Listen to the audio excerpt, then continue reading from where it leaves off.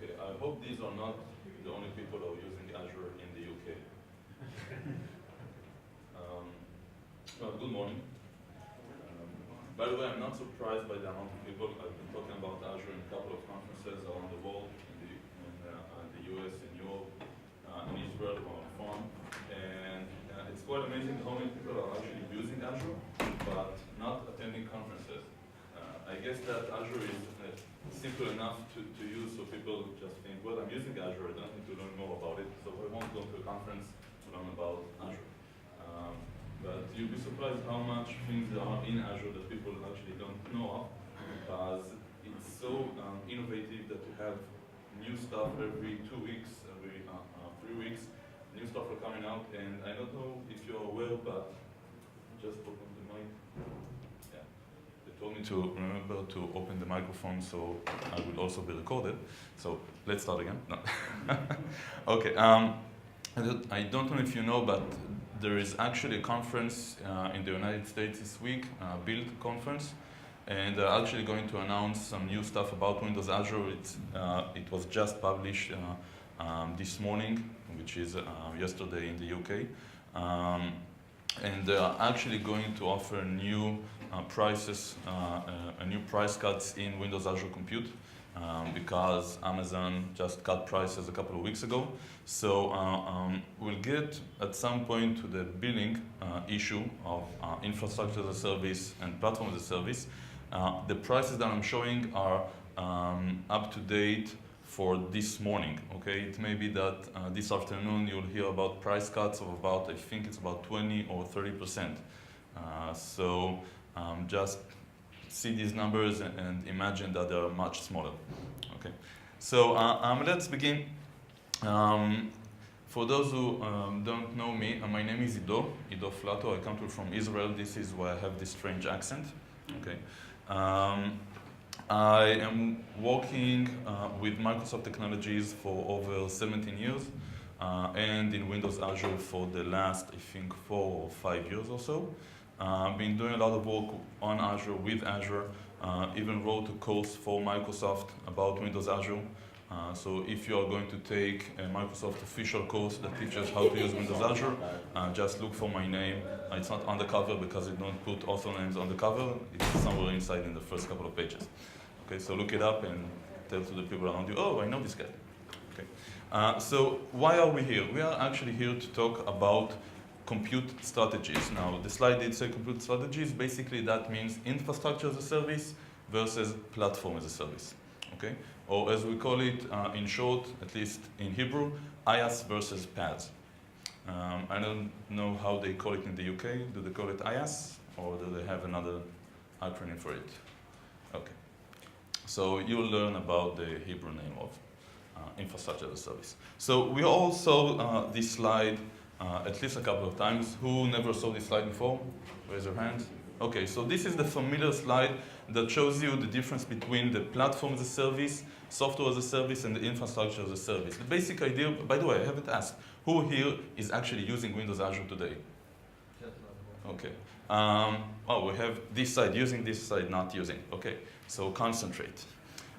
In Windows Azure, we actually have a couple of compute strategies and development strategies. The first one, infrastructure as a service, basically means that you get the hardware and you supply everything else.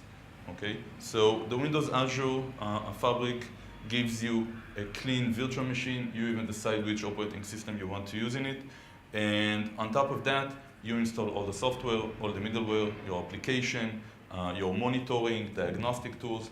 Everything is your responsibility. Okay. The second part, platform as a service, is actually a more robust environment where you get an operating system, a managed operating system, which means that Azure is responsible to install all the hotfixes and Windows updates. Yes, it is only Windows, it's not Linux-based. You get all the scalability automatically. We'll talk about this later on. Just want to clarify the difference between infrastructure and platform. And basically, you just supply the application. Okay, you supply the application, Azure provides you with the machines. So you don't actually need to worry about what will happen to my machine if it crashes, how can I get a different machine to run my application. Software as a service basically means that you, as a developer, you create the entire system. What the end user sees is a website, and they get a username, the password, and then they are able to use the system. Think of Office 365. Anyone using Office 365? So Office 365 is software as a service. It's deployed to the cloud. Okay, you log into it using a username and the password. That's the only part that you actually needed to do as an end user. You didn't need to create an Azure account. You didn't need to deploy any of the servers, any of the application. It's all already there. You just get a username and the password. Okay, that's what we call multi-tenant applications, such as CRM applications, ERP applications. Software as a service basically means that you don't need to do anything as an end user. You just need the username and the password. So most people see this slide when they want to understand the difference between infrastructure, platform, and software as a service. I like to see it like so. Okay, so infrastructure as a service basically means that you are building the car from the parts. Okay, Windows Azure provides you with the parts such as a virtual machine, operating system, a virtual network, subnet definition. Everything is parts. You build it on your own. Platform as a service basically gives you the car ready, customized, whether you like it like so or whether you like it like so. Okay, depends on your own taste. And software as a service basically means you get the entire package. Okay? So I hope this clarifies the difference between the three, and you know now which car you want to buy. So basically when we talk about compute strategies, infrastructure, platform, we're not talking about software as a service, because software as a service is a concept of how to build software. Currently in this session we'll talk about compute strategies, which is how to host your applications, the best solution for you to select. So we're talking about 4 different options that you have in Windows Azure on how to host your applications. So first of all, we have virtual machine. Virtual machine is what is known as infrastructure as a service. This is what Amazon EC2 is all about. Okay. The second part, cloud services, we'll talk about that too. That is platform as a service, a full platform as a service. The third option in Windows Azure is what is known as websites. Website is also platform as a service, but it's a basic web hosting platform as a service. The same concept exists in other cloud providers such as Rackspace, in Amazon too, and many other hosting providers. It's basically a web server where you just deploy your application to it, and the cloud environment handles all the scalability and all the rest of the things which we will talk about later on. So it's also platform as a service, but it's more specific. It's basic web hosting, okay, lightweight web hosting if you like. The fourth option is also platform as a service, but that is a specific version of a platform as a service. This is a service-oriented platform as a service. So basically you get web hosting, but that web hosting is not intended for you to create user interface applications. It's not intended for MVC applications or web forms applications of such sort. It is intended for creating services. Okay, hosting your services, your API, HTTP API-based services in the cloud. It provides the environment, the servers. You only need to bring your own service code, and we'll see exactly how to do that later on. So these are the 4 options that you have to host your applications in Windows Azure, and these are the 4 that we are going to talk about in this session to understand the difference between each of them, and then to compare them to see which one suits your needs. Okay. So first of all, virtual machines. By the way, feel free to ask questions during the session, raise your hand. So I don't need you to wait to the end of the session because it's an hour and a half. You most likely forget what you wanted to ask. Okay. And by the way, please stick until the end of the session. There are stickers here that you can pick later afterwards. And by the way, I don't know if you know, but last week it was announced that Windows Azure will now be called Microsoft Azure. So these are collectibles. Okay? You can actually sell them on eBay later if you want. I was in India on Saturday to give an Azure course, and I had about twice as many stickers I told the same joke, and after 5 minutes, all the stickers were gone.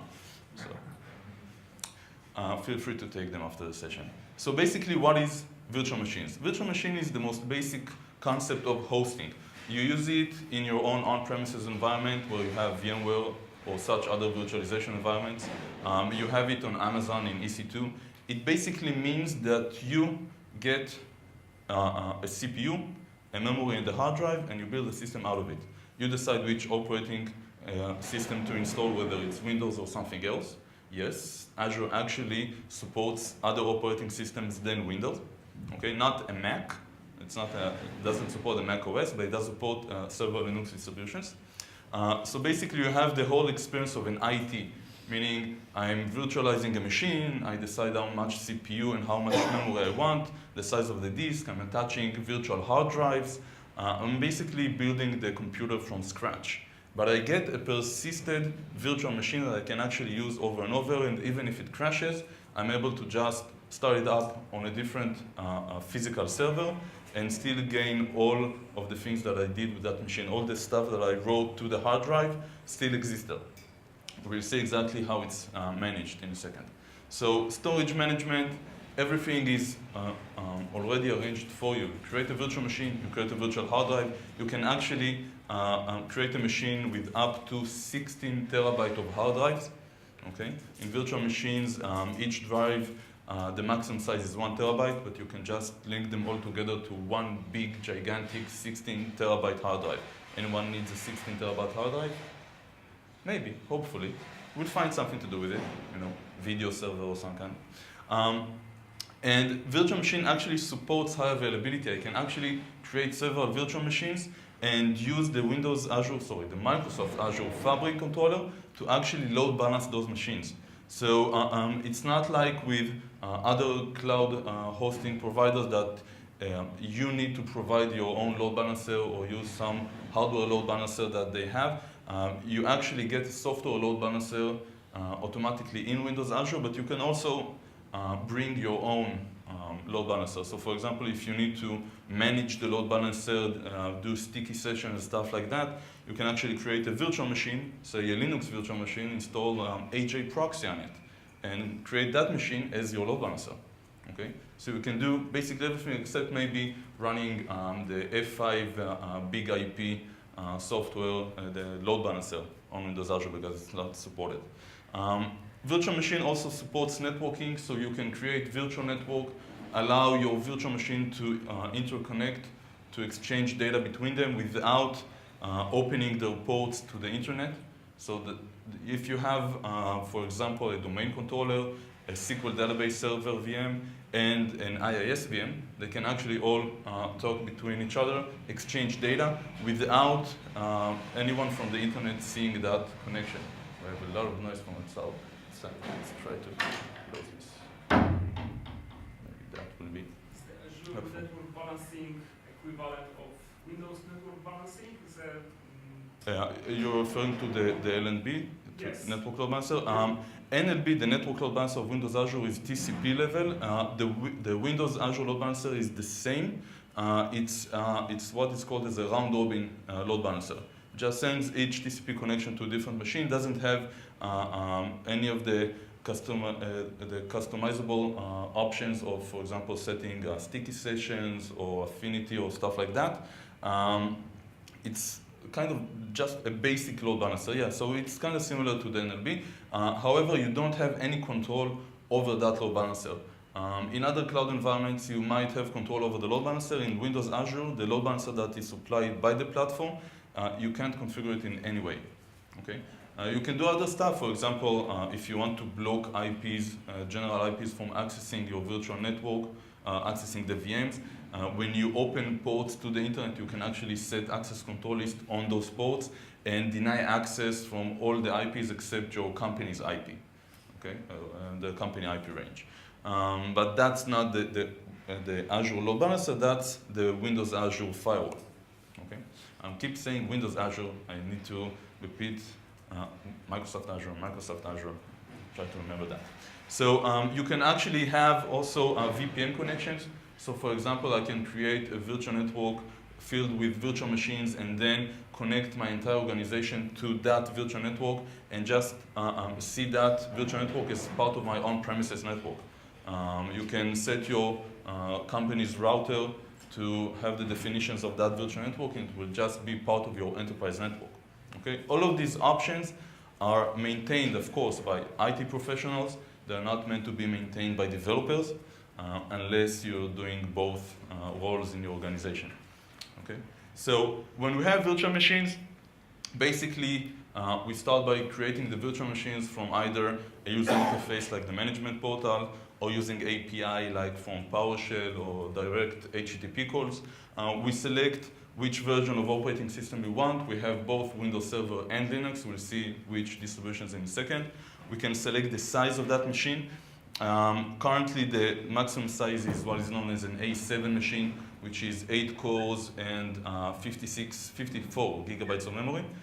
We will actually see in the next couple of months, I hope, an A8 machine, which is a 16 core with, I think, 64 gigabit of memory. We have those in the platform-as-a-service. They are still not available in the infrastructure-as-a-service, but they will arrive at some point.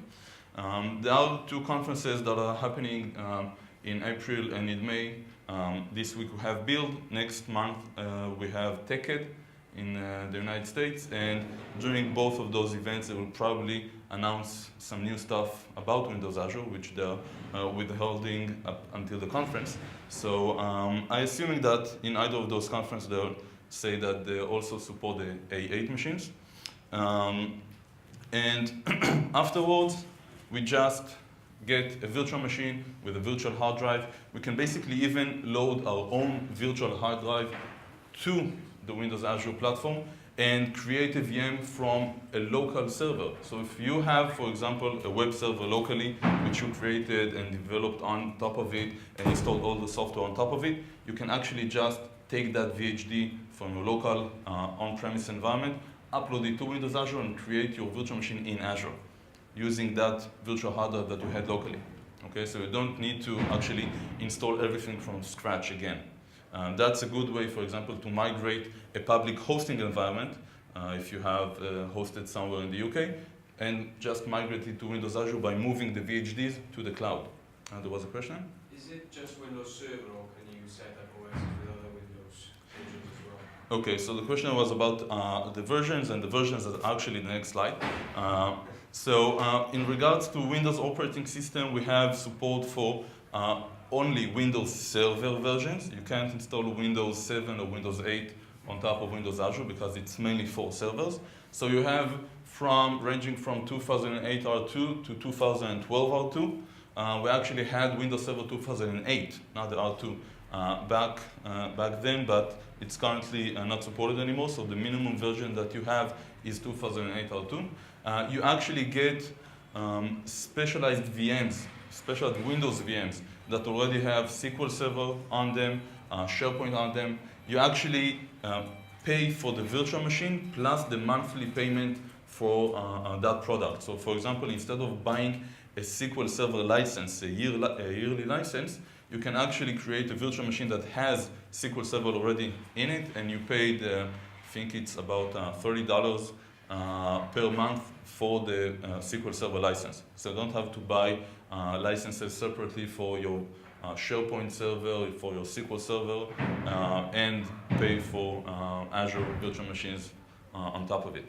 Okay, so you have many versions of the operating system, including even an Oracle database on top of a Windows server.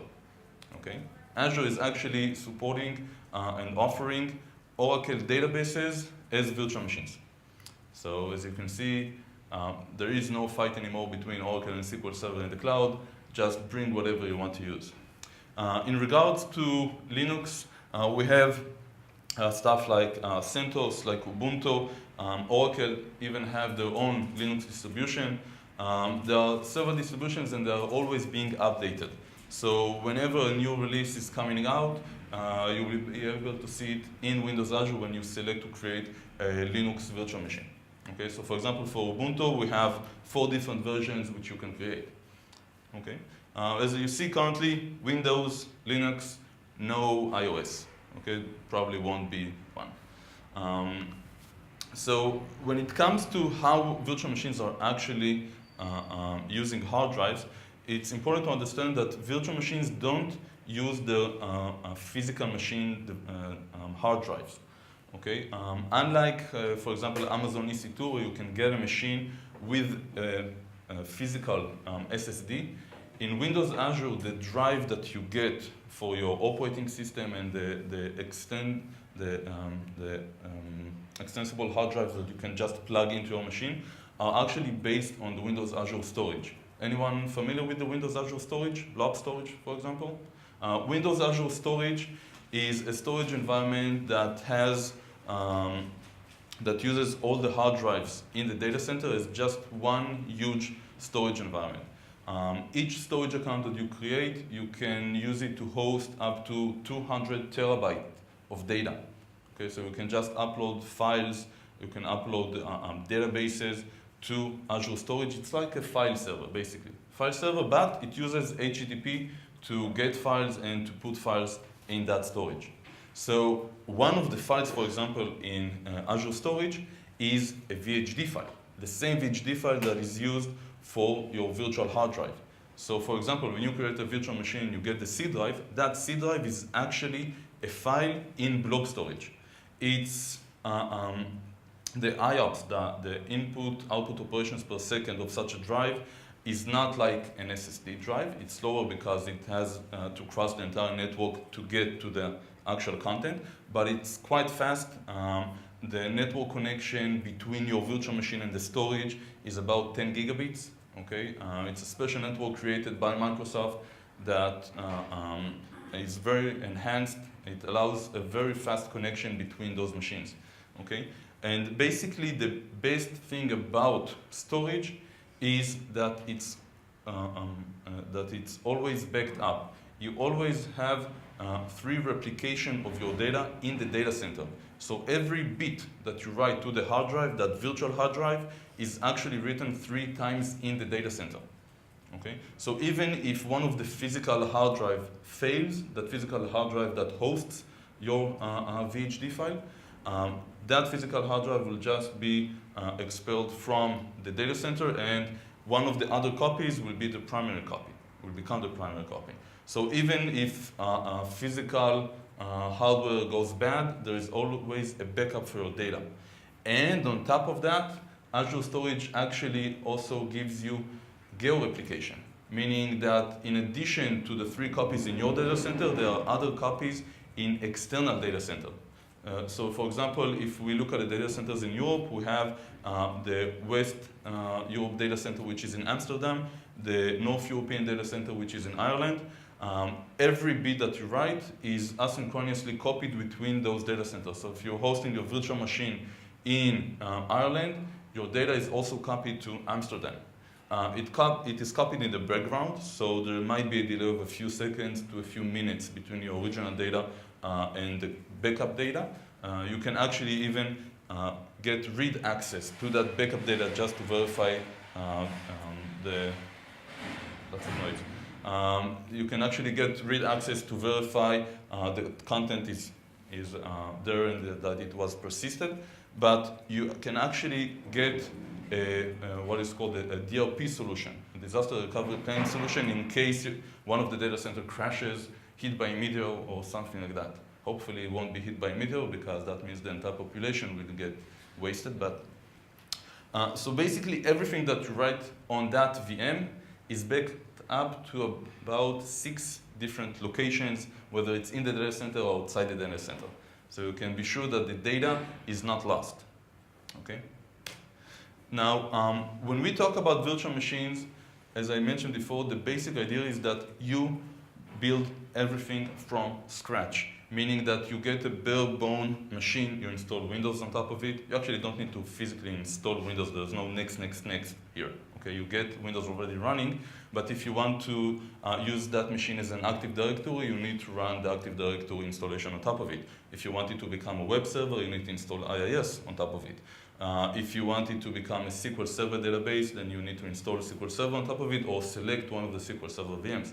you need to install everything on top of it, including connecting the machine to the domain, okay, installing and setting up all the user environments and that thing. So you have to build all the servers on your own.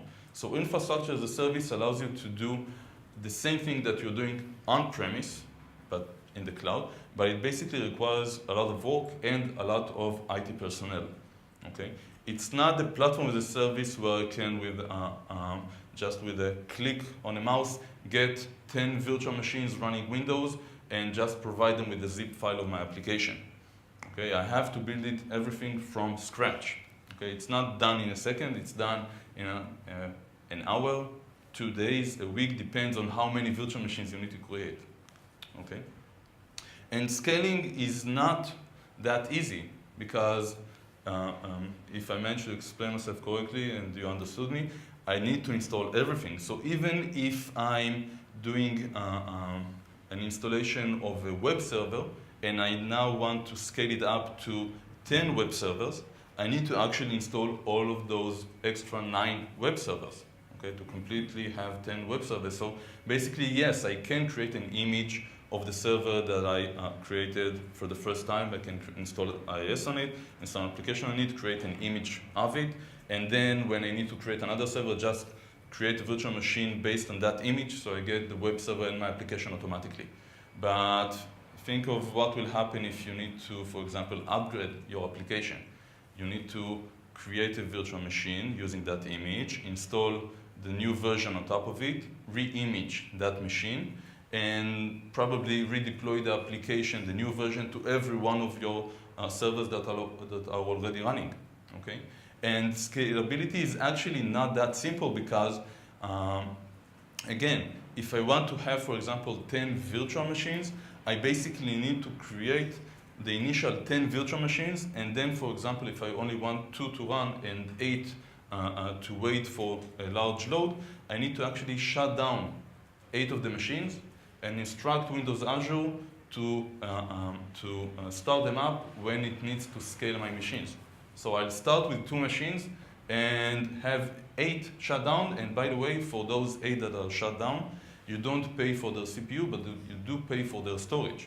And virtual machines, if you know, can take up to a couple of gigabytes of data because the virtual hard drive itself is data, okay?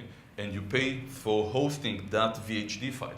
So it won't be tens of thousands of dollars, but it can be a couple of dollars per month just to hold the data of those virtual machines while they are shut down, okay? So you're actually paying for machines that you're not currently using. It's a minimal fee, but you're still paying for them, and you need to maintain them. Just as I said, you need a new version, you need to install Windows updates, you need to turn on those machines, install the updates on top of them, and then shut them down again, okay? It's a lot of IT work here because you need to maintain all of those servers. So that is why when we look at this solution, we try to think, well, maybe I should try to consider using platform as a service, okay? So platform as a service is similar to virtual machine, the concept that you actually have a virtual machine under that cloud service, okay? The actual machine that is running is a virtual machine, it's not a physical machine, okay? But the machines in Azure that you see are always virtual, they're not physical.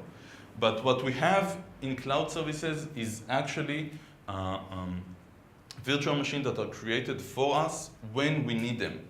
So basically what we get is a Windows server, it's only Windows, not Linux. It's a Windows server that can either be a web role or a worker role. A web role, the difference between a web role and a worker role is basically if it has IaaS on top of it or not, okay? A worker role is just a simple Windows server virtual machine that runs your code. It can be an executable, it can be a DLL file, whichever you upload, but basically it just runs your code. A web role is the same server running IaaS, so it hosts your web application. Okay? You upload the web application to it, it creates a website for that web application and starts hosting that web application. It never shuts down, it never restarts, unless, of course, the Azure Fabric needs to install an update on top of that machine. In cloud services, the entire management of the operating system is handled for you. by Microsoft. So every hotfix that needs to be installed on top of Windows, every security patch that needs to be installed, Microsoft will do it for you automatically. So you don't actually need to physically connect to the machine and install something on top of it. You don't need to do that. How do you actually do install stuff on it? For example, if you want a worker role, a role that runs an application to run not a .NET application, which is automatically supported by Windows, but say a Java application. So what do we need to install to run a Java application on top of Windows? We need a JVM, right? So for example, when I'm packaging my application and uploading it to the cloud to be used in a platform-as-a-service and a cloud service, I can actually attach a script, a startup script, to that package, and that startup script will basically download the JVM installation to the machine it is hosted in, install another line to install that JVM in the machine, and then start running the application. If everything goes well, it should be able to download, install, and start the application successfully. If something goes bad, the machine will just restart and retry to do the entire steps again. You will be noted. You will be noted if there is a problem starting the machine. You can actually see that in the portal that the machine cannot be started successfully. Okay? So basically, platform-as-a-service, which is called cloud services. If you are familiar with Windows Azure back in 2010, 2009, it was called once hosted services. So you might see that term popping up in all documentation. Cloud services is basically bring your application package, Azure will bring the servers. Okay, so I don't need to think about installing IaaS, I don't need to think about installing Active Directory, I don't need to think about how to create a new version of my application, how to deploy it, because if I need to deploy a new version of my application, basically what I do is I just repackage that zip file, update it in the cloud, and instruct Windows Azure to just re-image all the machines. To just pull that zip file and install it on every one of my machines again. Okay? So when I'm talking about cloud services, I'm mainly talking about roles, and each role can have multiple instances.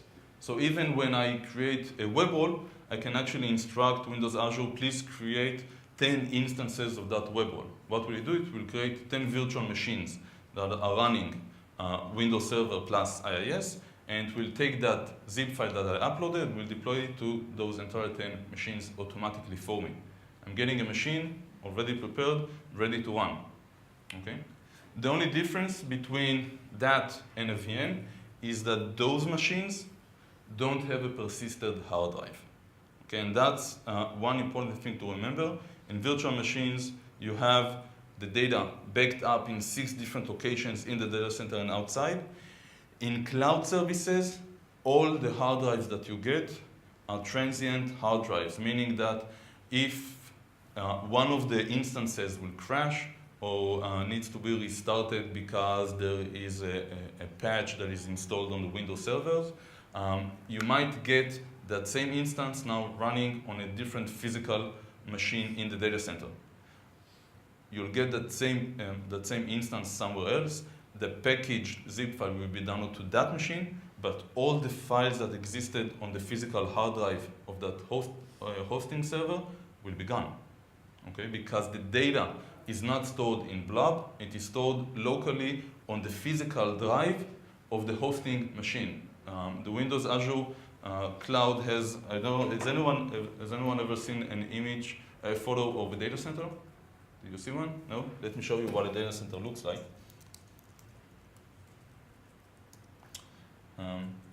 Just so we'll see from bottom to top. This is a, what should we call it? A container with compute and storage racks. Okay, these are part of it is compute racks, part of it is storage racks. So you have here terabytes of storage, and this one goes into a data center as a container. They plug it into electricity, cooling, networking, that sort of stuff. And basically, data center looks like so. This is about the size of 10 football fields. Okay, so you have about between 250,000 to 500,000 servers inside a data center, which is a lot. Okay. So when we talk about instances, I mean, with 500,000 servers, something must go wrong at some point, right? You can't have 500,000 servers running 24/7 without any glitches. So whenever there is a glitch and one of the instances shuts down, your application will automatically start in a new instance somewhere in the data center, but without the original data that you wrote to the disk. So one of the things that you need to remember when you design an application for a cloud service is never write local data that you want to be persisted. If you want, write it to storage, write it to a database. If you're writing, for example, log files, everyone is writing log files to the local drive, right? There is support for a diagnostic agent that every couple of seconds or minutes you can define that, takes the local file and puts it in blob storage. Okay, it's automatically done for you. You just need to configure where is the file and the time interval that the agent that will pick the file and put it in storage.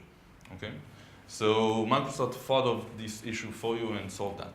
But don't use it, for example, if you have a website and you're uploading images to the website, don't store that image locally. Store it in a database, store it in Azure Storage, storage somewhere other than your local hard drive. Okay? So how do we upload code to cloud services? So basically, we build our code and we package it. As I told you a couple of minutes ago, that code doesn't even have to be .NET. It can be anything that is able to run on Windows. Java, .NET, C++, PHP, Node, everything that has what is called a VM, like a JVM or some sort of a hosting environment in Windows, you can run it on top of a cloud service. Okay? So you package that application and you just upload it to the cloud, and Azure deploys your package into the number of instances that you require. Okay, so if I'm saying I want a worker role which listens, for example, which has an application that listens to a queue, okay, which is basically what we do when we want to scale a backend service. We assign it to listen to a queue, and then we send messages to that queue, and the more servers we have that listen to a queue, the more scale we can handle, the more load we can handle. Okay, so I can ask it, run my application, my queue listener on top of 10 instances. Each one has, for example, 4 cores. It will just create those machines and run the application on top of them. Okay, if I want a web server, 2 web servers, I can have a mix of 2 web servers and 10 worker roles. Okay, so that is my basic cloud service. If I need, for example, to scale my application because I noticed that 2 web servers are not enough, or even that I have 2 web servers, the queue is filling up and I need more than 10 instances of my worker role, I can simply tell Windows Azure to create more instances, and it will automatically deploy my application to those instances. If I need something installed on those instances, like the JVM, I will simply place a startup script inside my zipped file. Of course, I need to make sure that it doesn't take 10 or 20 minutes to download the installation and install it, because, for example, if I want to run MATLAB code in that machine and it takes 5 or 10 minutes to install MATLAB, I probably won't want to do it in a cloud service, because even if I have a high load, I won't be able to handle that load until those 10 minutes pass, and then I will have the machines to handle the load. So your decision, but we'll talk about that later. Okay? So cloud service is one of the platform-as-a-service options that we have in Windows Azure. The second platform-as-a-service solution we have in Windows Azure is what is called websites. Website is basically similar to a web role. So it's a virtual machine that runs IaaS, and you can upload your web application to it. But the difference between website and web roles are that website allows you to, let's say, website allows you to use them without paying money, okay? Basic bottom line. One of the reasons why we have website today is because cloud services costs money. The minute you create a virtual machine for a cloud service, even if it has 1 CPU, start paying for it. Microsoft wanted to give users the ability to upload web applications to a shared server, okay, a server that shares several clients on top of that same machine, and they wanted to allow users to start exploring Windows Azure. So they created websites. So website is basically a bunch of virtual machines in the cloud that you don't have access to. You can only upload your web applications to them and start running. So website is basically, start simple, it's free. If you need to create a real web application that has thousands and tens of thousands of users, you probably want to scale from the free model to the paid model, okay, just so you can have a dedicated server instead of a shared server. Once you do that, after you decide which size of server you need, you can just go ahead and deploy your application. Anything that can run on IaaS can run in a website. So basically it means that, of course, ASP.NET, but also PHP, Node.js, okay, currently not J2E, but who knows. Everything that runs on IaaS can run in a website. And of course, website also gives you good connectivity for automatic deployment, continuous integration. Okay, so if you have a source control that supports continuous integration, such as Mercurial, or Git, or Bitbucket, or even, of course, TFS, okay, you can actually connect that source control to your website and have it deploy the latest version automatically to the website. Okay, so website, again, simple web hosting. And the idea here is to have a new website in a matter of seconds. I didn't talk about it, but I will demonstrate it. If you want to create a cloud service, again, cloud service creates virtual machines for you.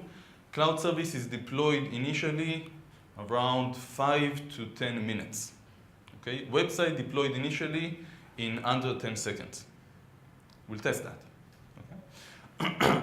So website scaling starts with a free tier, which is multi-tenant. You get other people using the same servers. If those people have bad written code and they use the entire CPU, you will feel it quite quickly. So it's good for testing. It even has daily quotas. So for example, you can't have more than 160 megabytes of downloaded content. If a user starts downloading too much information from your website, it will be stopped. Okay? It will get stopped. So if you want to be able to handle more users, you can move to the shared option, which starts to cost money, but not a lot. Okay, it's about, I think, $10. We'll see at the end of the session we have the list prices for everything. So it's still a multi-tenant, but you don't have a quota. You actually pay for whatever your users use. So even if a user downloads 1 gigabyte of data from your website, you'll just pay for that 1 gigabyte download. Okay? By the way, in Azure, you don't pay for upload. So even if a user uploads 10 gigabytes of data to a data center, you don't pay for that, only for downloaded data. Okay? If you do want dedicated VMs because you need a CPU, you need to control the VMs, you can just start paying for those cores. They actually cost less than having a web wall.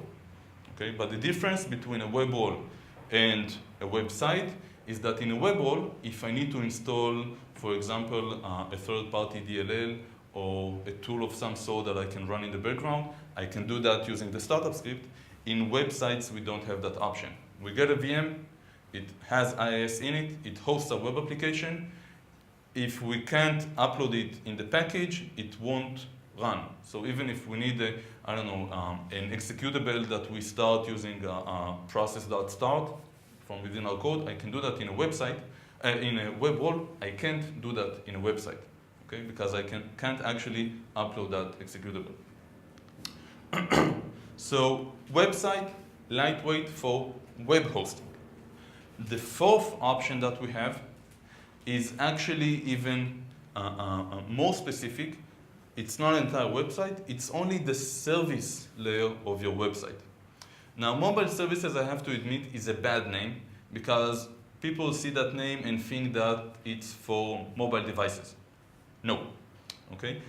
Mobile services was initially named like that because the intention was to give mobile developers, people that create mobile applications, people who want to concentrate on building the user interface, a quick way to build the backend of that application.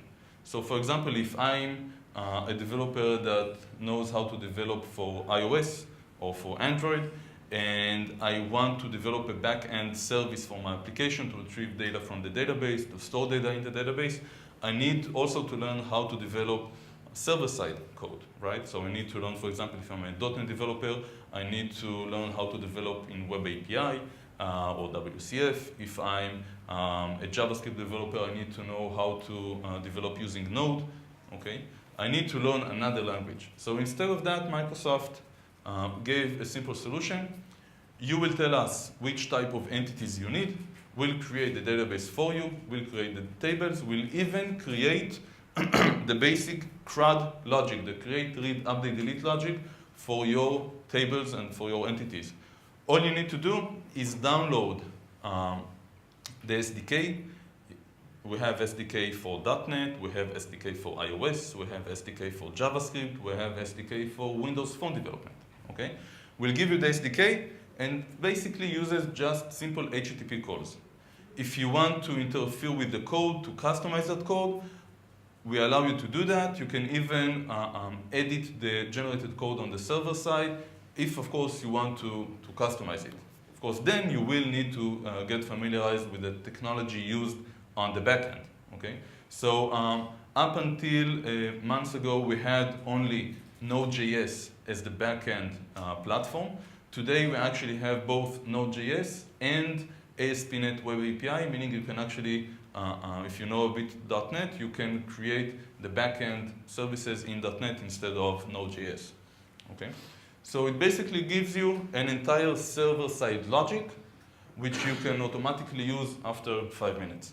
So it's not only for mobile. Even if you're developing desktop applications and you want to concentrate on developing the desktop application and not the backend services, you can still use mobile services. Okay? It's just called mobile services. It should be called simple to use server-side HTTP-based services, but that's too long of a name, so they call it just mobile services. So what do we have in mobile services? First of all, we have control over data. I can use a SQL database, an Azure SQL database from my code, my custom code on the backend. I can even send push notifications to clients. Windows Azure has a feature called Service Bus Hubs, I think it's called, that allows you to send push notifications to devices. So it can send to iOS devices, Google devices, Android-based devices, Windows Phone devices. You can actually send push notifications from the server-side code. Of course, you need to write some custom code to do that, but it's quite simple. It supports authentication. So we have an entire authentication mechanism, including authorization mechanism, so I can decide which user can perform write operations or only read operations, and I can customize my service accordingly. I can write custom server logic. I can even add my own API to the server if I need something more than a simple create, read, update, and delete. I can set automatic scale because I'm writing the code. I don't have a virtual machine that I actually control. Azure brings the virtual machine that hosts that application. Okay? So I can automatically get the scale that I need. If I need 10 machines to run my application, I'll just tell Azure, scale me to 10 machines. Of course, I'll pay more, but I'm already getting the ability to auto-scale my code. Okay? I have the option to use console logging. I have options to get diagnostic information of how many users are using my services, to do some monitoring. That's also supported in mobile services. And I can also schedule tasks that will run, custom code that will run every couple of hours or every couple of minutes, just if I need, for example, I don't know, to go over my database and do some calculations, maintenance work, batch operations on a database. I can also use the same machines to run those tasks based on the schedule that I create. Okay? So we've seen 4 different versions: infrastructure as a service with virtual machine, and platform as a service with cloud services, websites, and mobile services.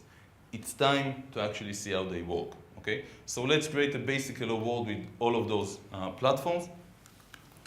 And This time I will open Visual Studio for that. Okay, so we'll start with the thing that takes the longest, which is cloud services. Okay. What I'll do is I'll create a new web application. Let me just switch here. Okay, simply call it web application 1. And that web application can be any type of web application, an MVC, a web API, it doesn't really matter, web forms. Okay, let's select MVC. For the simplicity, I'll select no authentication currently. And this is a simple web application right now. What I want to do two things with it. I want to create a website from it, and I want to host it in a cloud service. Okay, so let's try the cloud service first. This is my first platform-as-a-service option. And to create a cloud service in Visual Studio, let me just close the windows. To create a cloud service definition, I need to create a new project. This is called a cloud project. So I'll add another project to Visual Studio. To get the option of this project, you need to install the Windows Azure SDK on your machines. Okay. If you want to develop for Java or C++, then you can simply do the stuff that I'm doing from command line. There are tools for command line, there are tools for PowerShell. You can just run to take your application, package it, and upload it to the cloud. Because basically what I'm doing now is I'm creating a configuration file that knows how to upload my content into Azure. Okay, this project doesn't have any other special things that it does. I will even use it without creating basic applications. I have a web application, I just want to wrap it as a package to upload it to a cloud service. So if you have an existing web application, just add a Windows Azure project to your solution, right-click roles, add web role project in solution. It will tell me, yeah, you have a web application here, I can host it for you in a cloud service. Click OK. And it installs 2 or 3 assemblies in my web application. Those assemblies will allow me to know that I'm running inside a cloud service, get information about in which role I'm running, which instance number I'm running in. So for example, I can know that I'm in instance number 0 or instance number 1. I can actually get, for example, the IP of instance number 1 if I need to communicate with it. And now this role actually defines a couple of stuff. So first of all, I need to define the size of the machine that I'm creating, whether I want a machine with a single core, 2-core, 4-core machine, 8-core machine. I need to decide the size of that machine, so I'll stick to small. Small is 1 core, and I think it's 750 megabytes of memory. And I can also select how many instances I automatically want to create of that machine. I'll stick to 1. I'm sticking to lower numbers because I don't have enough cores on my account. Okay, that's the reason. I can select if I also want to support HTTPS. In that case, the platform-as-a-service will automatically create an SSL certificate for me. I don't even need to be bothered with that option. If I want to enable diagnostics, it's automatically enabled, but if I want to customize it, for example, for a web application, we might want to grab all the IaaS logs, all the failed request tracing file logs, and put it in blob storage. So I can actually create a custom plan and go, for example, to the log directories and say that I want to grab all the IaaS logs and put them in blob storage. Okay, can specify exactly how frequently I want to do that, how much disk quota I want to give to those log files. So for example, over 1 gigabyte of files, if they were generated too quickly, then just override them because I don't want to copy more than 1 gigabyte of log content to my blob storage. Okay, so I can set those quotas. I can decide whether I want to grab all the information from the event viewer, from performance counters, and basically just monitor that server and place all the diagnostic information in blob storage and table storage for me. Okay, so let's stick with errors only. I can set stuff, for example, like which endpoints I want to expose to the internet, port 80, port 443 for HTTPS. If I'm hosting a worker role and I'm opening a service listener okay, for example, a WCF listener on port 81, then I can simply say, please expose port 81. This will actually configure the Windows Azure firewall for me automatically, and it will automatically configure the Windows firewall inside the operating system to expose those IPs. I don't actually need to create a startup script that controls the Windows firewall for that. Okay. I can even add certificates if you have your own certificate instead of the Azure General Certificate. And basically what I need to do now is just go ahead and deploy this application. So I'll select publish. I need to select my subscription. I already imported the subscription information. And now I'll create a cloud service. Cloud service, basically when I say create a cloud service, I'm assigning a DNS name for this web project. Okay? So I'll select, for example, I don't know, DevWeek 2014. Okay? It will check, because this name is actually a unique name. It's going to be devweek2014.cloudapp.net. That's the DNS name of my server, so it has to be globally unique. Hopefully no one used it in any one of their demos. I can select the region, so let's select North Europe because it's not far from here. Okay, let's see if it's in use. Okay, the cloud service was created. I can actually go now and check if it was created. Let's refresh the window here in the background. I can select, even if I want to production and staging, this is something that is very cool in Platform-as-a-Service. It actually provides you with two environments, one for production and one for staging before you actually deploy your code into production. So you can even test your application in the cloud as you should test it just like you have staging environments on premises. Okay? And I can do stuff like enable remote desktop. Let's tick that.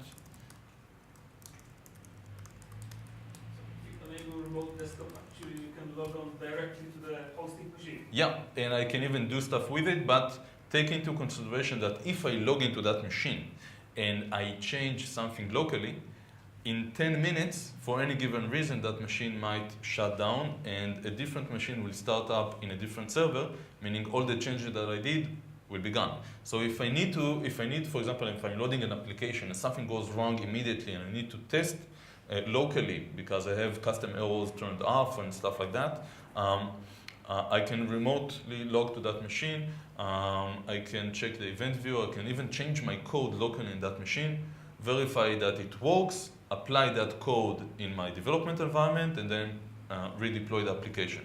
Okay? But unless something really weird goes on, you will probably have control of that machine for the next couple of hours without having something being changed. Okay? Because you simply remote desktop in a machine. What are the chances that in those 5 minutes something will go wrong and the machine will restart? Okay? Everything can happen, but usually it won't happen that fast. So I can enable remote desktop. By the way, I can even enable more additional things such as profiling. If you are developing a web application and you want to see how it runs in the cloud services, you can actually run a profiler, a sampling profiler, instrumentation profiler, or Visual Studio, and diagnose the application in the cloud service. Okay? I can even enable remote debugger and debug the machine remotely. Okay? So click next, and right now there are a couple of things that are done. First of all, the entire application is being packaged. That package is uploaded to Windows Azure, and then after it uploads, Windows Azure will create a virtual machine for me and deploy the application to it. If I asked for 4 instances, it would have created 4 different instances and deployed the application to all 4 of them. So while it does that, let's go ahead and create a virtual machine. Okay? So to create a virtual machine, the process is quite simple. Just click New. I can even select from Gallery, which is the longer path. I can select different type of operating systems. As you can see, we have a lot of them. There are many variations here. For example, if I click the Windows Server, I have both Server R2 Data Center, Server Essentials, Server 2012, not the R2, and even Windows Server 2008. So let's select, do you want a Windows Server or do you want a Linux? We can do a Linux. It's not a Microsoft conference. Okay, so let's do Linux. Why not? Let's create an Ubuntu machine. This is an Ubuntu server. Okay, I'll click next. I can even select different release dates. So I have a history of images which were created for that virtual machine. Virtual machine name, DevWeek. Limited to this Linux distributions, or well, if there is another one which is not on the list, then You are limited to the distributions you have here. If you have your own distribution, you might be able to just upload it as a VHD to the cloud and then use that as a machine. It really depends on how that machine uses the network cards and other limitations that you have in Windows Azure. For example, in Windows Azure, virtual machines can only have one network interface card. Okay, so you might be limited. But you can check that, you can just try it out and see if it works or not. Okay, but it might work. So I can decide on the size of the machine. As you can see, we are currently limited to A7, but we'll probably have A8 in a couple of weeks. Username, I can upload a certificate to provide a password. Let's provide the password.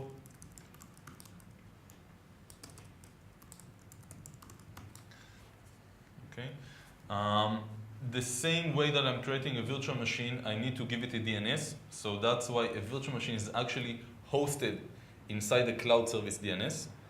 It's a bit confusing. Why do I need to create a cloud service, a platform as a service for a virtual machine that is infrastructure as a service? That cloud service is only here to give a DNS address to the virtual machine and to supply the load balancer. Okay? There is nothing from the platform as a service that you actually use in virtual machines. It just gives you the DNS and the load balancer. So this is used. Okay, so let's add a VM here. It should be okay. Select again the region, North Europe. Storage account, I need to select one because this is where all the VHD files of my machine will be stored. So use an automatic, automatic generated. Let's keep it at that. I can select which ports I want to open. So for example, it automatically gives me SSH so I can remotely connect to the machine, configure. If this was a Windows machine, it would have given me PowerShell and RDP. Okay, we'll stick to that and start creating the machine. So the machine is being created. This one is being deployed. This is actually, according to what I see, it already uploaded all the content, and now it's creating the instance. What I can do in the meanwhile, I can also deploy the website. So let's deploy the website. So let's go to websites, and we'll create a new website. So all I need to do is go to the quick create. So this website has nothing to do with the cloud you have created. It's the website. It's not a web wall. It's a website hosting environment. Okay. So basically, I'm not even creating a virtual machine. There's probably already a virtual machine running somewhere, and I'm just joining that virtual machine, and I'm adding a new application to the IaaS that is running inside that virtual machine. Because I'm currently the basic thing that I'm creating. Let's use the custom one. The basic thing that I'm creating here is simply a web application, a free web application. If I will switch it to a dedicated server, then I will need to wait for a VM to be created. But currently I'm using the free version, so it will just append my web application to an existing VM that is already running. That's why it will take me about 7 seconds to create this web application. So let's try that. DevWeek 2014. This is a different DNS address, a suffix, so it won't collide with the cloud service. So this is Azure websites, and the other one was cloudapp.net. North Europe, I don't need a database. Don't have a source control right now, so let's just create the web application. 1, 2, 3, 4, 5.5, 6, 7, 8, under 10 seconds. 9, okay, created. I can even browse to that application now. Let's try browsing to it. Okay, so right now it's empty. It won't give me anything. It will probably give me a general, general page. This website has been successfully created. Now what I can do is I can actually go back to Visual Studio. My application is still deploying. How many people here are familiar with Web Deploy, the Microsoft Web Deploy? Okay. Web Deploy is a tool that you can use to deploy web applications to servers. On-premise, in the cloud, doesn't matter, it works on both platforms. So I can just right-click, not the Windows Azure project, but the web application project, publish. Now I can create a new profile, specify exactly the location of the server, but instead of doing that manually, I can actually import it from my subscription. So as you can see, it's already here. Okay, it connected to my Azure subscription, pulled the list of all the available websites, and I can just select the website I want to deploy to. So this is DevWeek 2014. It downloads the configuration of that server, the address where I need to deploy the files, the username and password for the deployment, everything is here. Of course, it was able to do that because I have a certificate that I used to connect to my Azure account. Otherwise, you would have been able to do that just like I did, but you don't have the certificate, only I have the certificate, so I was able to do that. And next, let's deploy the release version, not the debug version, publish, and let's see who finishes first, okay? So we started to create a cloud service about 5-6 minutes ago. We are creating the web application, we're deploying it to the cloud right now. And by the way, when it's done deploying, it will automatically open a browser and browse to that web application. Okay, so this one is still deploying. I think actually, yeah, it is complete. Okay, but let's see the web publish, and the web publish deployment is done. Let's refresh it. Okay, I'm just refreshing the page. Okay, so it took me about, 15-20 seconds to deploy the web application to a website. The cloud service took about 5-6 minutes. It also completed a couple of seconds ago, so I can just click that and browse to the web application. So we can navigate to these websites now? Yeah, if you try to browse it from your own laptops, DevWeek 2014 cloudup.net or DevWeek 2014.azurewebsites.net, you will be able to see those websites. Okay? What about if you're using your own domain? Sorry?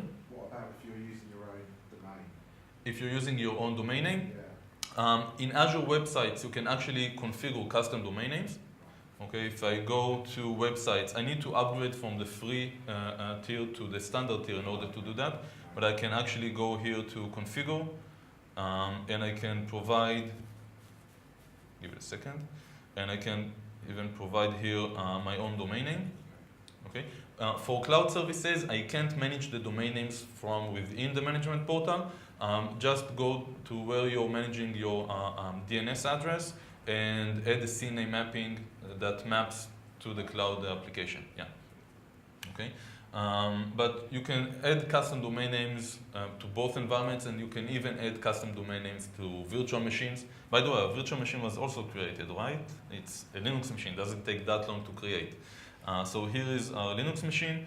Of course, to connect to it, it's a server. It doesn't have a user interface, so no remote desktop of some sort, but I do have SSH connection. So if I grab this name, right-click, open up a window where I have support for SSH. Where is my Git shell? Okay. Let's give it a second. Yeah, there it is. It's a PowerShell, but it runs bash commands. SSH, just zoom in. SSH.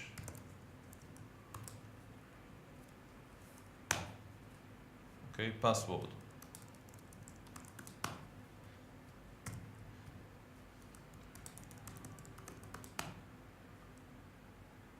Okay, which user did I use? That's one of the problems with creating a virtual machine. If you didn't write down your username, you're out of luck. Let me see, maybe it was, it wasn't this, it was Azure username, sorry. Okay. I didn't change the default username, right? So there's no possibility of enabling any kind of UI interaction? User interface on a Linux machine? Well, on Windows Server. On a Windows server, if I'm installing a Windows server, I can open an RDP port on that Windows server and use RDP just to remotely desktop to that Windows server. If I have PowerShell, I'll also be able to use the PowerShell remote management. So from PowerShell, I can run commands that will actually run on that server. But for Linux machines, they only have the shell option. So I'm connected to my Linux machine. I can just run sudo apt-get install all the applications. So I'm not a native Linux developer, so don't know all the commands, but it's basically a machine, a Linux machine in the cloud. Okay. So here is a Linux machine. It doesn't have any IaaS or web server currently, but you can install Apache on it and deploy everything to that machine.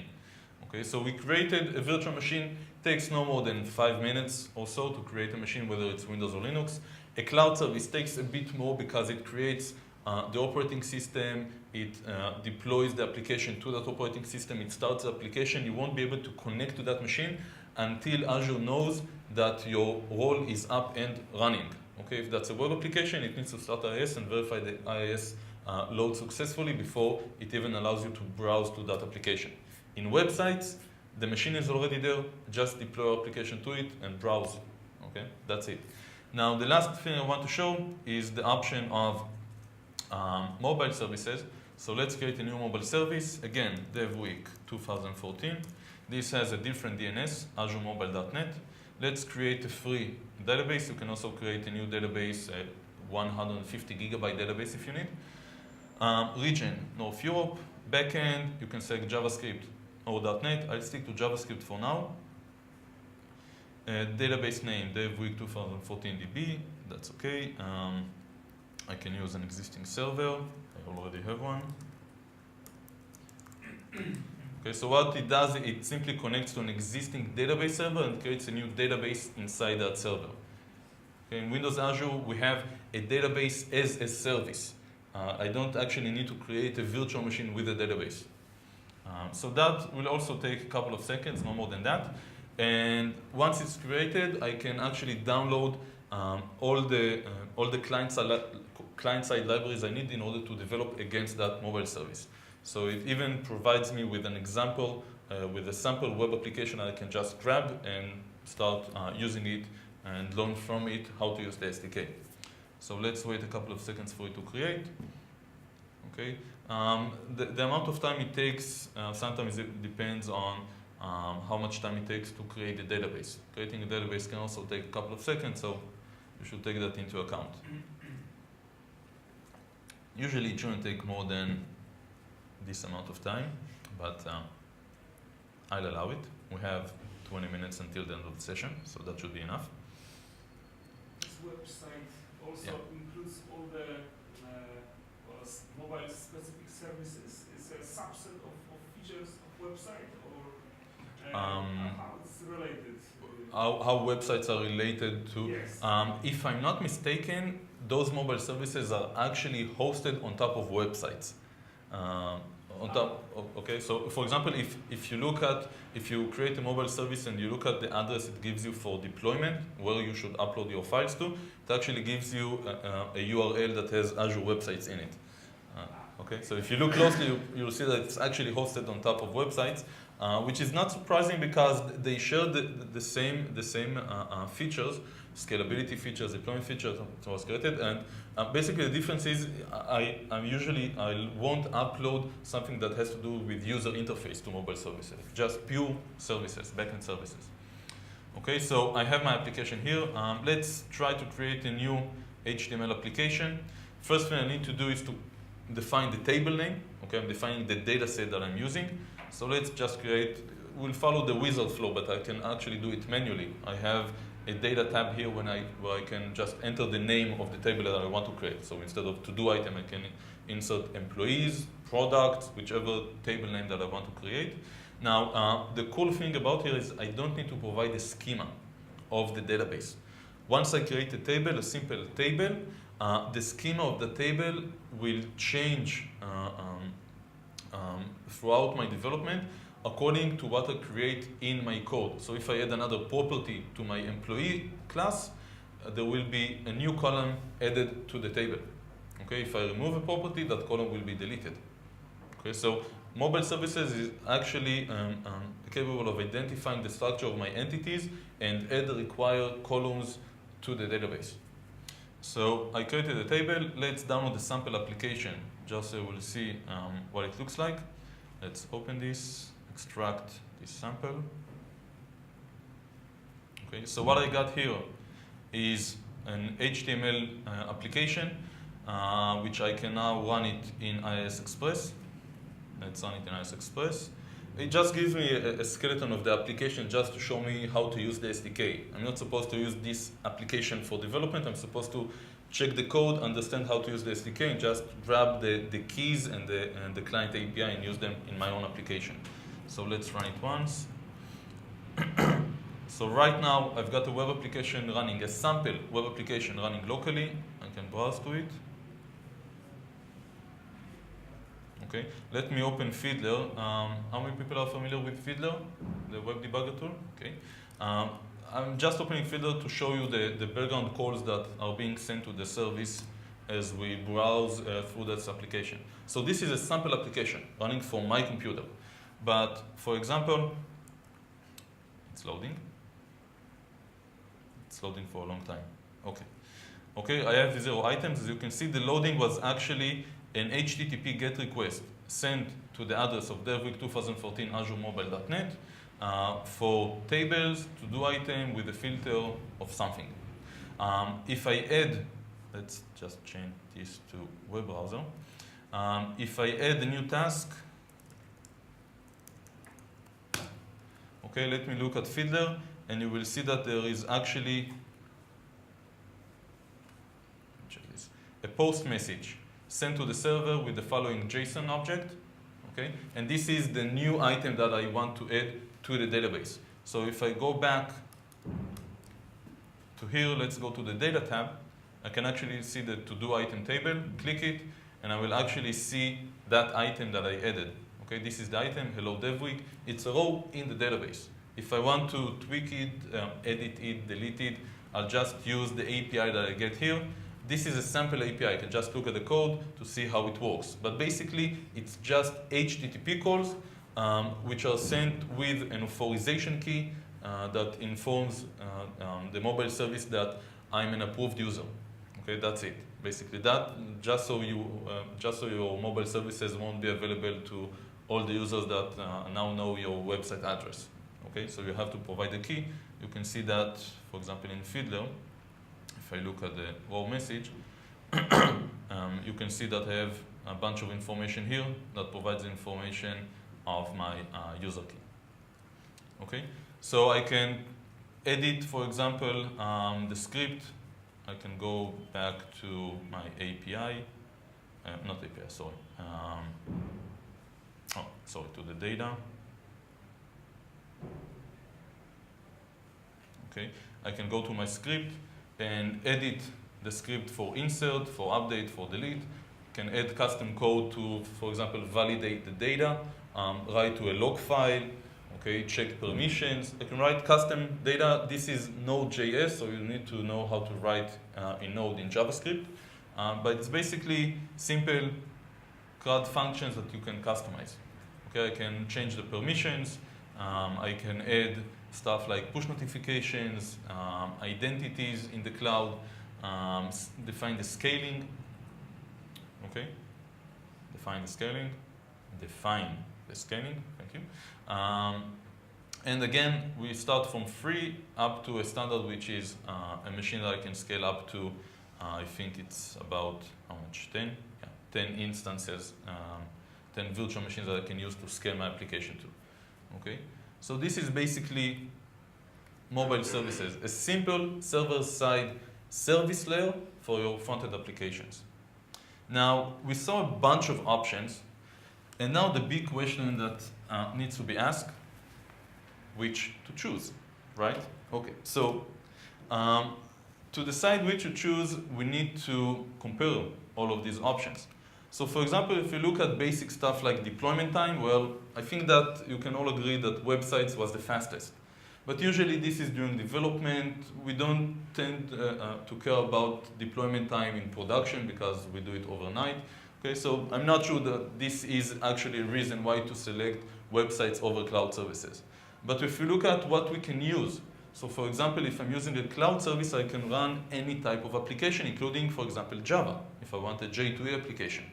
If I'm using mobile services, I'm limited to Node.js and Web API. If I'm using websites, I'm only limited to what IaaS can support. If I'm using a virtual machine, for example, I'm not limited at all. Even I can even deploy a Linux machine, run PHP code on top of it with an Nginx web server and an AJ proxy load balancer. Okay, any type of thing that I want to do. If I want to connect my server to, for example, to a source control, websites offers the biggest set of connectivity to both TFS, Git, Mercurial, Bitbucket, Codeplex, Dropbox, all sorts of connectivity. Cloud service offers less options, TFS mainly. Okay. If I'm doing it in a VM, well, basically you can connect to everything if you know how to do it on your own. Okay. So install Git, for example, connect it to a repository and just write scripts that will do Git pull every couple of minutes. Okay. Diagnostics, virtual machine, you'll have to do it manually, entirely manually, because you don't have any tool on top of it. Of course, you can use external tools like New Relic or RightScale to diagnose your servers, connect it to a system center VM, okay? But you won't be able to pull everything, anything automatically from those machines. Cloud services, on the other hand, gives you the Windows Azure Diagnostics Agent, which just grabs the information, your event viewer, your performance counters, all the diagnostic data from the machine, and puts it in a centralized storage environment where you can just diagnose it later. Okay, there are even tools that show you graphical views of that data, including dashboards, graphs for the performance counters of all the servers. Very cool tools. Windows Azure websites, you can grab the IaaS logs from them, fed request tracing. You can even grab memory dumps from those servers.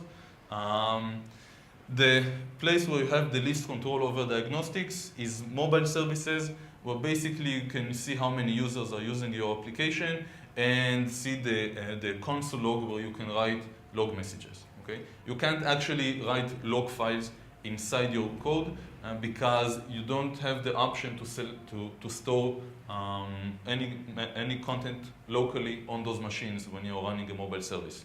Okay? You don't have that option. Let me just close this one. If you look at networking, for example, in virtual machines, I can basically make that entire virtual network part of my own network.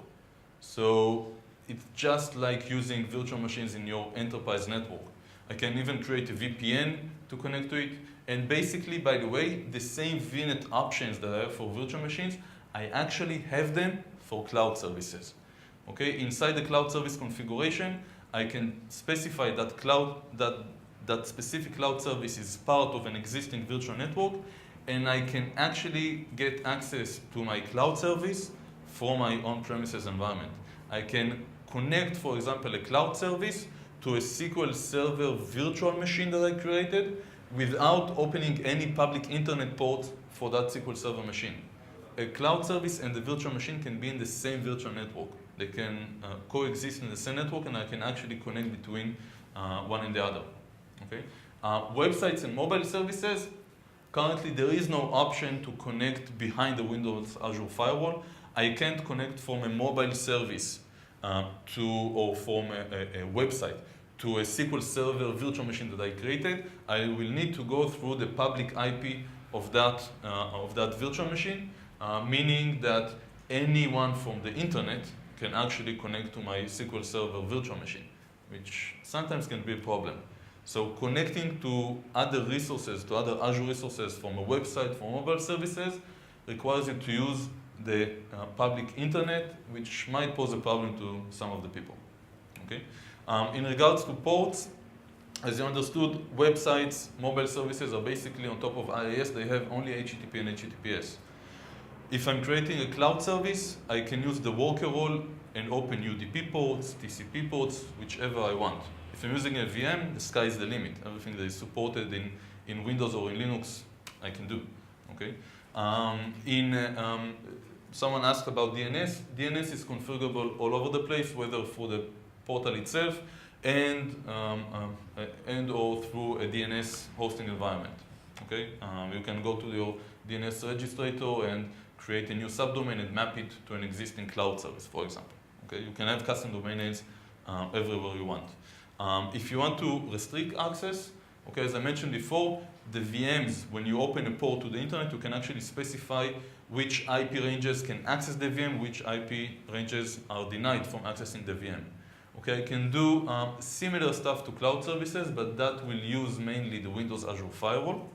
Okay, for websites, I can only use the restrictions I have from IaaS. If you're familiar with the IP restrictions section in IaaS, just like you open IaaS on your own machine, go to IP restrictions, you can enter ranges of IPs that are allowed to access your application. Okay, so you can do the same in websites. So in regards to that, virtual machine provides currently the best option of defending from DOS attacks and stuff like that, because it can actually block incoming calls even before they reach your computer. Okay. If I look at stuff like persistency, which is important, migrating to Windows Azure, if you have a current solution that you want to migrate to Windows Azure, sometimes it's faster to migrate to a virtual machine because you know you don't need to change anything in your code.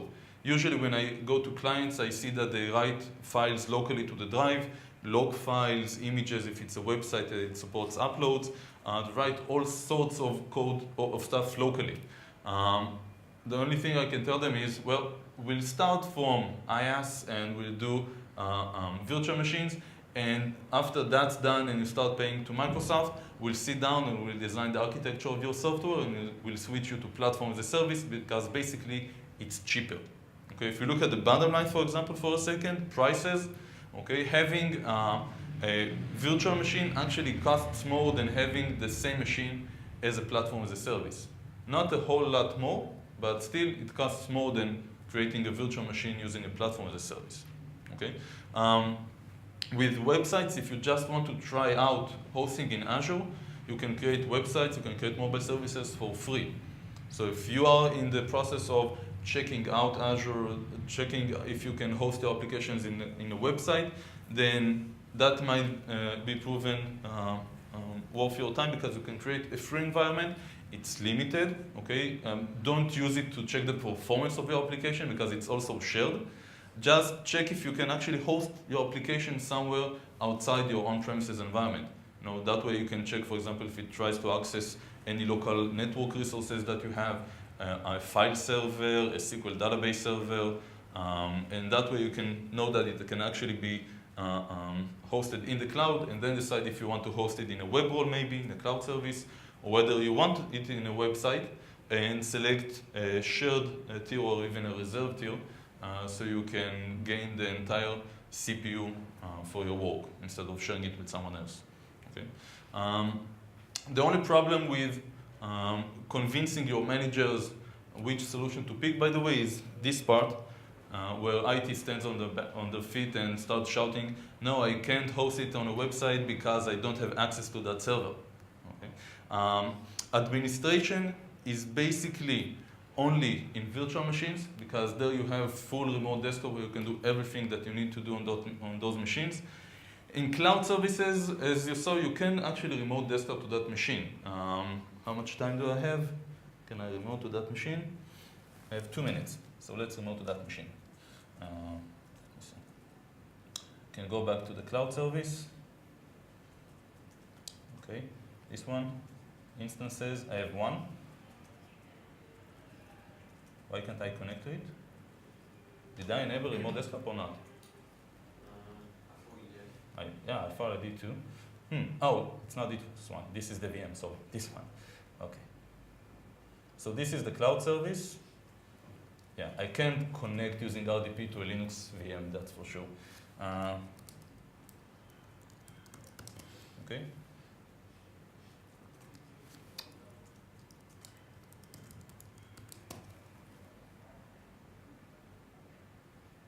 Caps lock. Oh, so yeah.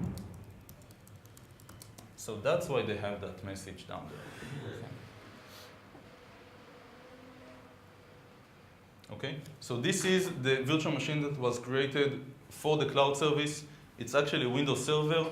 So you can say I can connect to it. I can, since it's a web role, I can open IaaS here, see exactly how it hosts my code.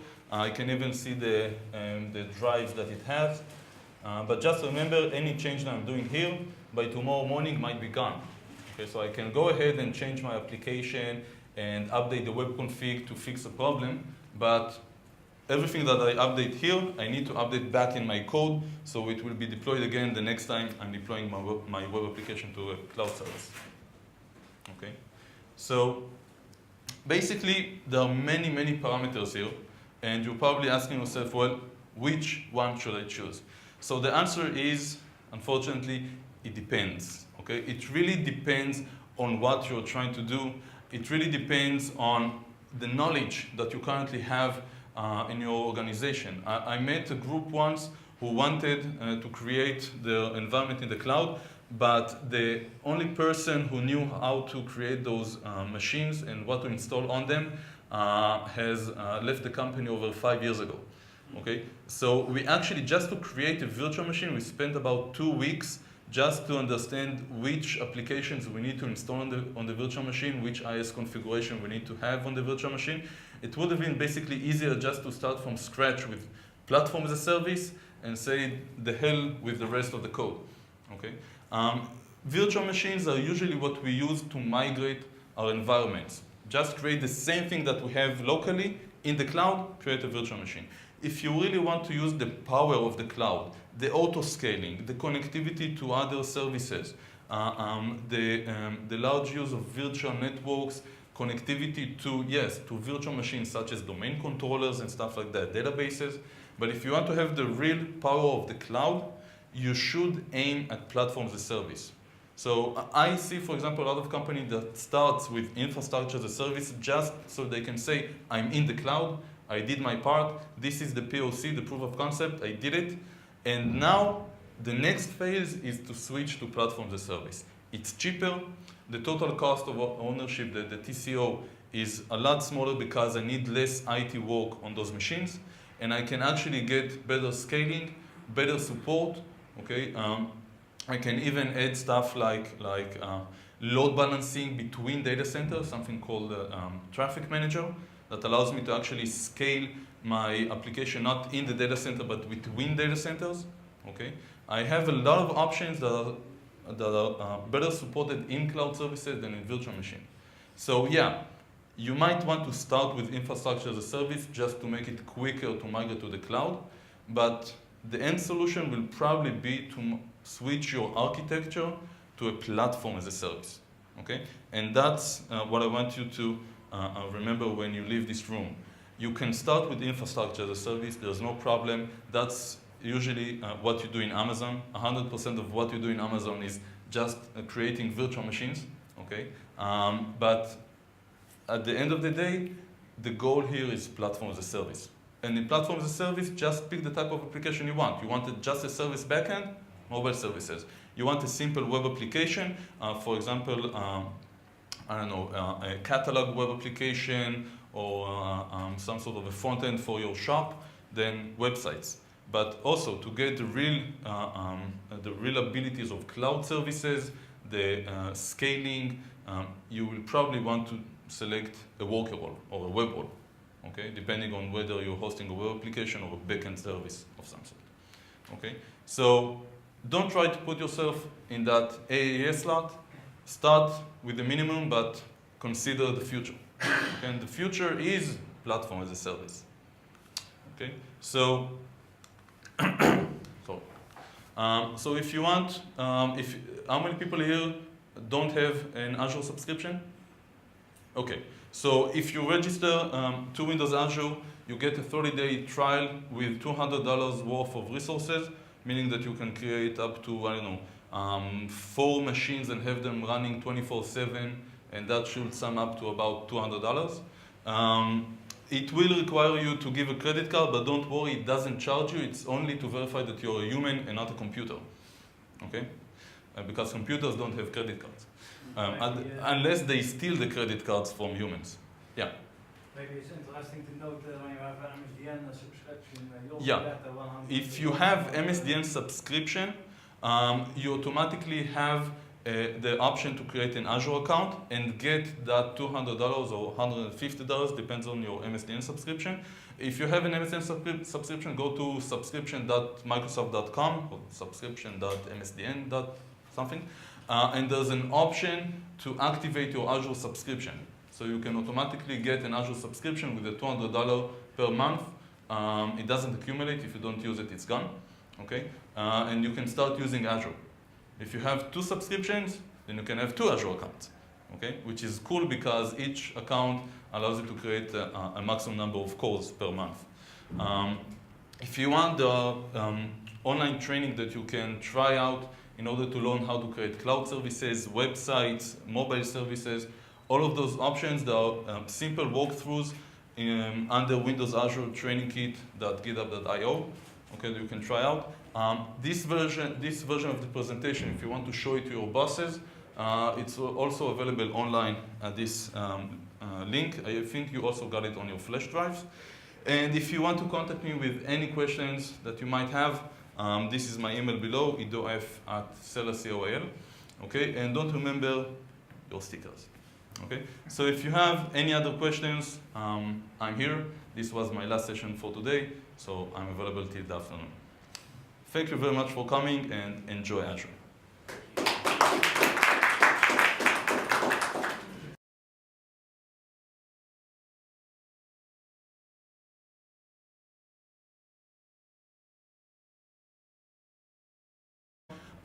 Infrastructure as a service basically means that you get the hardware and you supply everything else. Okay, so the Windows Azure Fabric gives you a clean virtual machine. You even decide which operating system you want to use in it. And on top of that, you install all the software, all the middleware, your application, your monitoring, diagnostic tools. Everything is your responsibility. Okay. The second part, Platform-as-a-Service, is actually a more robust environment where you get an operating system, a managed operating system, which means that Azure is responsible to install all the hotfixes and Windows updates. Yes, it is only Windows, it's not Linux-based. You get all the scalability automatically. We'll talk about this later on, just want to clarify the difference between infrastructure and platform. And basically, you just supply the application. Okay, you supply the application, Azure provides you with the machines. So you don't actually need to worry about what will happen to my machine if it crashes, how can I get a different machine to run my application. Software as a service basically means that you, as a developer, you create the entire system. What the end user sees is a website, and they get a username, the password, and then they are able to use the system. Think of Office 365. Anyone using Office 365? So Office 365 is software as a service. It's deployed to the cloud. Okay, you log into it using a username and the password. That's the only part that you actually needed to do as an end user. You didn't need to create an Azure account. You didn't need to deploy any of the servers, any of the application. It's all already there. You just get a username and the password. Okay, that's what we call multi-tenant applications, such as CRM applications, ERP applications. Software as a service basically means that you don't need to do anything as an end user. You just need the username and the password. So most people see this slide when they want to understand the difference between infrastructure, platform, and software as a service. I like to see it like so. Okay, so infrastructure as a service basically means that you are building the car from the parts. Okay, Windows Azure provides you with the parts such as a virtual machine, operating system, a virtual network, subnet definition. Everything is parts. You build it on your own. Platform as a service basically gives you the car ready, customized, whether you like it like so or whether you like it like so. Okay, depends on your own taste. And software as a service basically means you get the entire package. Okay, so I hope this clarifies the difference between the three, and you know now which car you want to buy. So basically, when we talk about compute strategies, infrastructure, platform, we're not talking about software as a service, because software as a service is a concept of how to build software. Currently, in this session, we'll talk about compute strategies, which is how to host your applications, the best solution for you to select. So we're talking about 4 different options that you have in Windows Azure on how to host your applications. So first of all, we have virtual machine. Virtual machine is what is known as infrastructure as a service. This is what Amazon EC2 is all about. Okay. The second part, cloud services, we'll talk about that too. That is platform as a service, a full platform as a service. The third option in Windows Azure is what is known as websites. Website is also platform. Okay, I hope these are not the only people who are using Azure in the UK. Well, good morning. By the way, I'm not surprised by the amount of people. I've been talking about Azure in a couple of conferences around the world, in the US, in Europe, in Israel, where I'm from. And it's quite amazing how many people are actually using Azure, but not attending conferences. I guess that Azure is simple enough to use, so people just think, well, I'm using Azure, I don't need to learn more about it, so I won't go to a conference to learn about Azure. But you'll be surprised how much things there are in Azure that people actually don't know of, because it's so innovative that you have new stuff every 2 weeks, every 3 weeks, new stuff are coming out, and I don't know if you're aware, but just open the mic. Yeah. They told me to remember to open the microphone so I will also be recorded. So let's start again. No. Okay. I don't know if you know, but there is actually a conference in the United States this week, Build conference, and they're actually going to announce some new stuff about Windows Azure.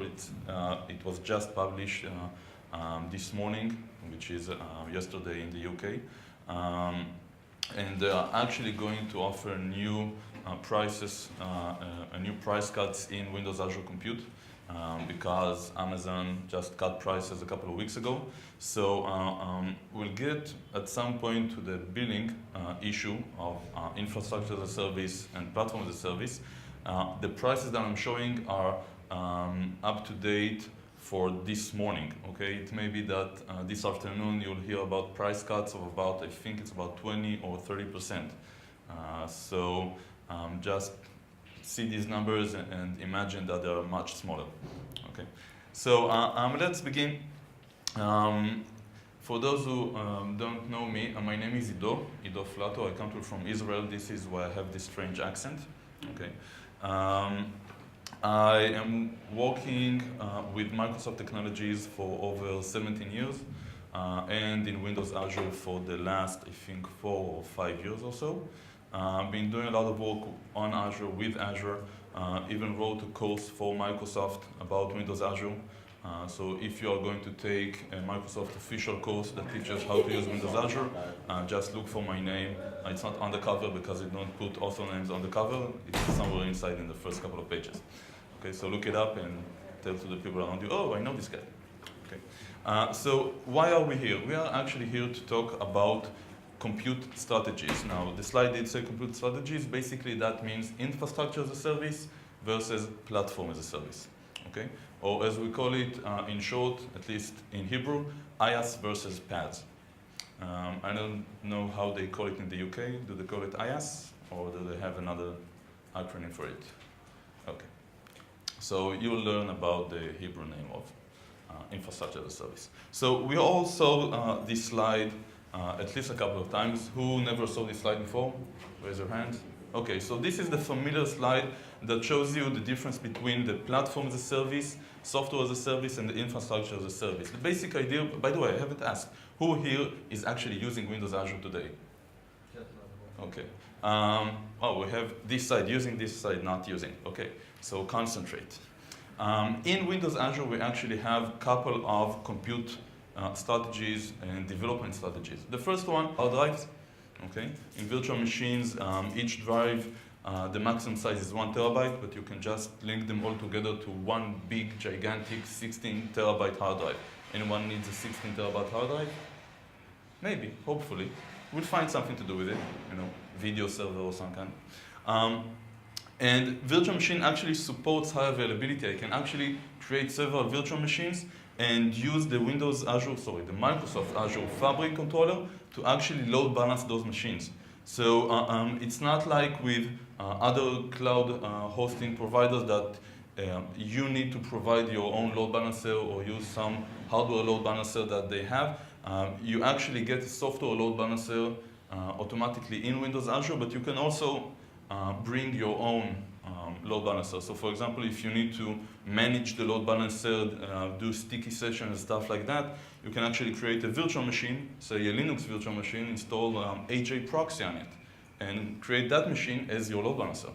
Okay? So you can do basically everything except maybe running the F5 big IP software, the load balancer on Windows Azure because it's not supported.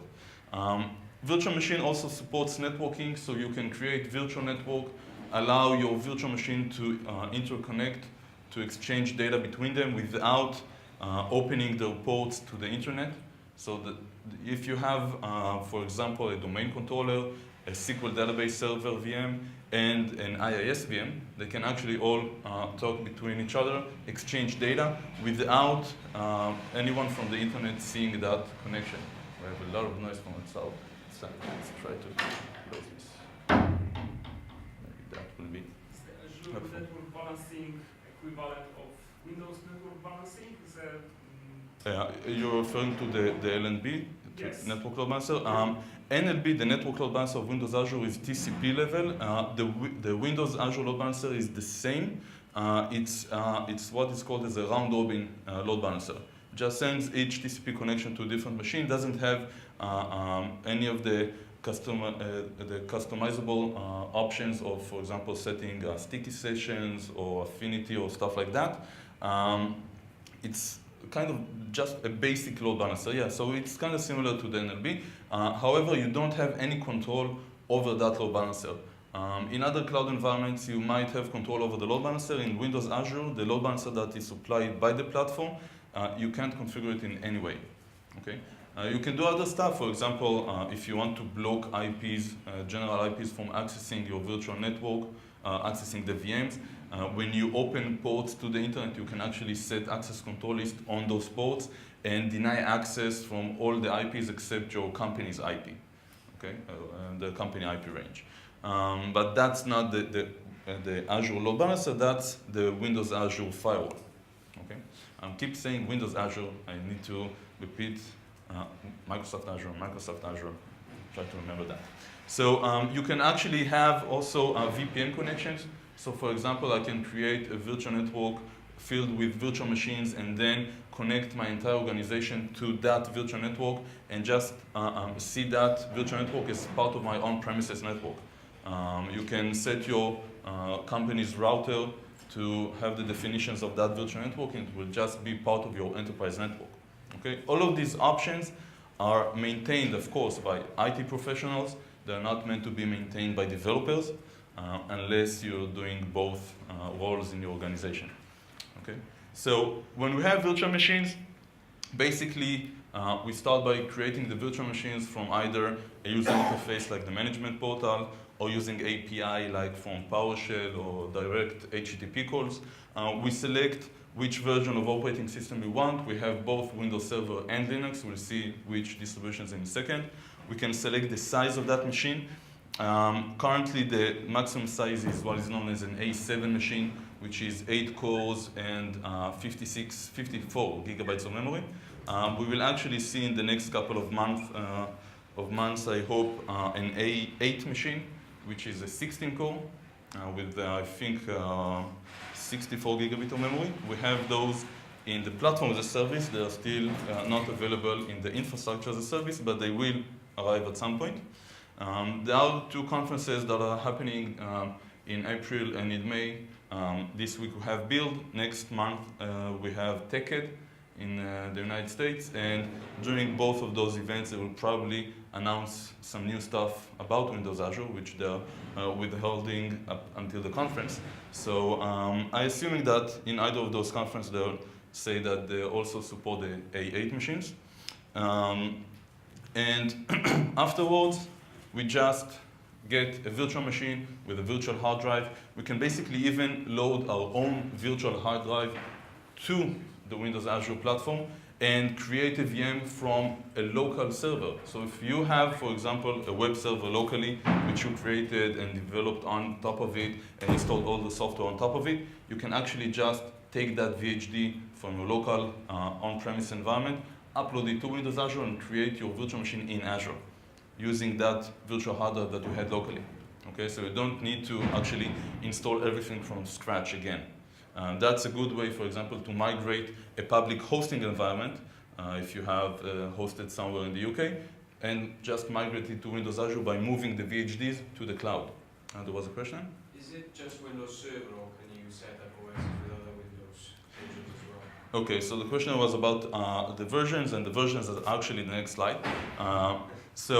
In regards to Windows operating system, we have support for only Windows Server versions. You can't install Windows 7 or Windows 8 on top of Windows Azure because it's mainly for servers.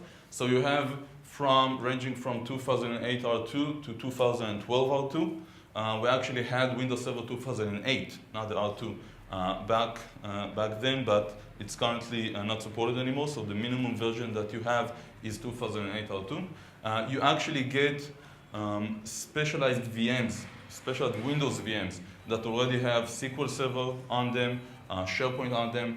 You actually pay for the virtual machine plus the monthly payment for that product. So for example, instead of buying a SQL Server license, a yearly license, you can actually create a virtual machine that has SQL Server already in it, and you paid, I think it's about $30 per month for the SQL Server license. So you don't have to buy licenses separately for your SharePoint server, for your SQL server, and pay for Azure virtual machines on top of it. Okay, so you have many versions of the operating system, including even an Oracle database on top of a Windows server. Okay, Azure is actually supporting and offering Oracle Data as a Service, but it's a basic web hosting platform as a service. The same concept exists in other cloud providers such as Rackspace, in Amazon too, and many other hosting providers. It's basically a web server where you just deploy your application to it, and the cloud environment handles all the scalability and all the rest of the things which we will talk about later on. So it's also platform as a service, but it's more specific. It's basic web hosting, okay, lightweight web hosting if you like. The fourth option is also platform as a service, but that is a specific version of a platform as a service. This is a service-oriented platform as a service. So basically you get web hosting, but that web hosting is not intended for you to create user interface applications. It's not intended for MVC applications or web forms applications of such sort. It is intended for creating services. Okay, hosting your services, your API, HTTP API-based services in the cloud. It provides the environment, the servers. You only need to bring your own service code, and we'll see exactly how to do that later on. So these are the four options that you have to host your applications in Windows Azure, and these are the four that we are going to talk about in this session to understand the difference between each of them, and then to compare them to see which one suits your needs. Okay. So first of all, virtual machines. By the way, feel free to ask questions during the session, raise your hand. So I don't need you to wait to the end of the session because it's an hour and a half. You most likely forget what you wanted to ask. Okay. And by the way, please stick until the end of the session. There are stickers here that you can pick later afterwards. And by the way, I don't know if you know, but last week it was announced that Windows Azure will now be called Microsoft Azure. So these are collectibles. Okay? You can actually sell them on eBay later if you want. I was in India on Saturday to give an Azure course, and I had about twice as many stickers. I told the same joke, and after 5 minutes, all the stickers were gone. So feel free to take them after the session. So basically, what is virtual machines? Virtual machine is the most basic concept of hosting. You use it in your own on-premises environment where you have VMware or such other virtualization environments. You have it on Amazon in EC2. It basically means that you get a CPU, a memory, and a hard drive, and you build a system out of it. You decide which operating system to install, whether it's Windows or something else. Yes, Azure actually supports other operating systems than Windows. Okay, not a Mac. It doesn't support a Mac OS, but it does support several Linux distributions. So basically, you have the whole experience of an IT, meaning I'm virtualizing a machine, I decide how much CPU and how much memory I want, the size of the disk, I'm attaching virtual hard drives. I'm basically building the computer from scratch. But I get a persisted virtual machine that I can actually use over and over, and even if it crashes, I'm able to just start it up on a different physical server and still gain all of the things that I did with that machine. All the stuff that I wrote to the hard drive still exists there. We'll see exactly how it's managed in a second. So storage management, everything is already arranged for you. You create a virtual machine, you create a virtual hard drive. You can actually create a machine with up to 16 terabytes of hard